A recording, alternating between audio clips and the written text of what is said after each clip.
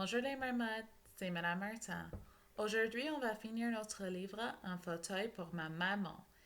Vera B. Williams est l'auteur. Ma maman travaille dans un restaurant, le Carré Bleu. Après l'école, je passe parfois au restaurant pour la voir. Sa patronne, Joséphine, me donne du travail aussi. Un jour, j'ai épluché les oignons pour la soupe. Joséphine dit bon travail et me paye. À chaque fois, je mets la moitié de cet argent dans le pot. Ça prend beaucoup de temps pour remplir un si grand pot. Tous les jours, quand maman rentre, je prends le pot. Maman me donne toutes ces pièces pour que je les compte. Puis, nous les mettons dans le pot. Parfois, maman rigole quand elle rentre. Parfois, elle est si fatiguée qu'elle s'endort pendant que je compte les pièces. Il y a des jours où elle a beaucoup de pièces et des jours où elle a très peu. Alors elle a l'air inquiète. Mais tous les soirs, toutes ces petites pièces brillantes vont dans le pot. Nous nous asseyons à la cuisine pour compter les pièces. En général, grand-mère s'assoit avec nous. Pendant que nous comptons, elle aime fredonner. Parfois, elle a des pièces dans son porte-monnaie. Quand elle a de bons prix sur les fruits et les légumes, elle met ses pièces dans le pot. Quand le pot sera complètement plein, on utilisera tout l'argent pour acheter un fauteuil à maman. Un grand fauteuil très confortable. Nous allons prendre le fauteuil le plus confortable et le couvrir d'un velours orné de roses. Tout cela parce que nos anciens fauteuils et notre ancien canapé ont brûlé dans notre ancienne maison. Il n'y a pas si longtemps que ça. Maman et moi, nous étions en train de rentrer à la maison. J'avais de nouvelles sandales et elle avait de nouveaux escarpins. Nous regardions les tulipes. Elle préférait les tulipes rouges. Je préférais les tulipes jaunes. Puis, nous nous sommes arrivés près de notre maison. Juste devant notre maison, il y avait deux gros camions de pompiers. Je voyais plein de fumée. Tous les voisins étaient dehors. Maman a pris ma main et nous avons couru. J'ai crié oui, grand-mère. Ma tante Aïda a répondu en faisant les signes de la main. Elle est là, elle est là, elle va bien. Ne vous inquiétez pas. Grand-mère allait bien. Notre chat était en sécurité aussi, bien que nous avons mis du temps à le retrouver.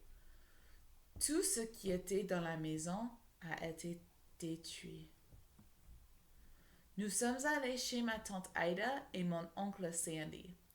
Puis nous avons éménagé dans un appartement en bas. Nous avons peint les murs jaunes, mais les pièces étaient vides. Le premier jour dans le nouvel appartement, les voisins ont apporté de la pizza, du gâteau et de la glace et beaucoup d'autres choses. La famille d'en face a apporté une table et trois chaises. Le vieux monsieur d'à côté nous a donné un lit. Mon autre grand-père nous a donné un très joli tapis. L'autre sœur de ma maman, ma tante Sally, nous a fait des rideaux rouges et blancs. Joséphine nous a apporté des casseroles, des couvertes et de la vaisselle. Ma cousine m'a donné son ours en peluche. Tout le monde a applaudi quand ma grand-mère a fait un discours. Vous avez tous été très gentils. Nous vous remercions énormément. C'était l'année dernière, mais nous n'avons toujours pas de sofa ni de fauteuil. Quand maman rentre à la maison, elle a mal aux pieds. Il n'y a pas d'endroit confortable pour me reposer, dit-elle.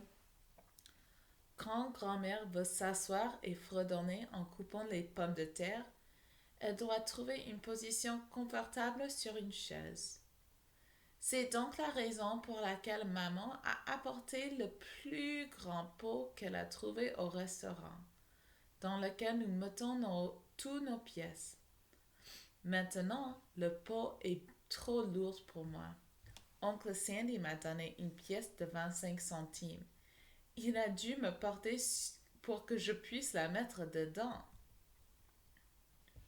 Après le dîner, maman, grand-mère et moi étions devant le pot. Eh bien, je n'y aurais jamais cru, mais je crois qu'il y en a plein, maman dit. Maman a rapporté du restaurant des petits emballages papier pour les pièces. Je les ai tous comptés et emballés. Un jour où maman ne travaille pas, nous emmenons toutes les pièces à la banque. La banque les a remplacées avec des billets de 10 dollars. Puis nous avons pris le bus pour le centre-ville pour aller acheter un fauteuil. Nous nous sommes allés dans 4 magasins différents. Nous avons essayé des grands et des petits fauteuils, des tout doux et des moins doux. Grand-mère nous a dit qu'elle se sentait comme Goldilocks dans les 3 ours à essayer tous ces fauteuils.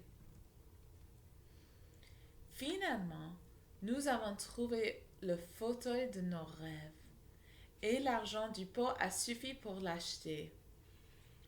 Nous avons appelé Tante Ida et Oncle Sandy. Ils sont venus chercher le fauteuil en voiture. Ils savaient que nous ne pouvions pas attendre qu'il soit livré. J'ai essayé le fauteuil dans le coffre de la voiture. Maman n'a pas voulu que j'y reste pendant qu'on roulait, mais je m'y suis assis quand ils ont porté jusqu'à la maison. Nous avons installé le fauteuil vers la fenêtre. Grand-mère, maman et moi, nous nous sommes assis dedans pendant que tante Ida prenait une photo.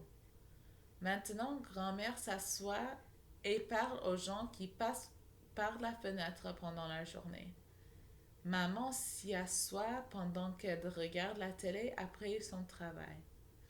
Après le dîner, je m'assois avec elle et je m'endors sur des genoux. Wow!